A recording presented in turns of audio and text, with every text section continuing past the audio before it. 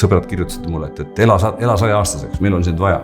Ma ise mõtlesin, et 100-aastaseks, et mis ma teen need 43 aastat, et see, eriti kui need rasked perioodid korduvad, nagu mul oli, eriti kui tervis, füüsiline keha nagu laguneb ja väsib, eks.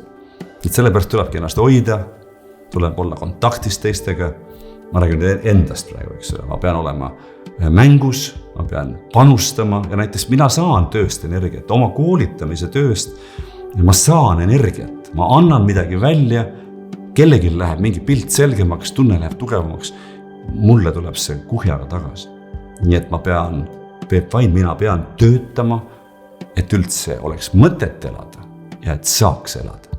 Ja selleks on tarvis hoida tervist, kogeda lähedust, soojust, armastust, eks ole, magada ennast korralikult välja, leida vahelduvaid tegevusi hobide ja selliste vaba ja tegevuste näol, eks ole. Nii et soovin sulle ja endale järjest paremat vanemaks saamist.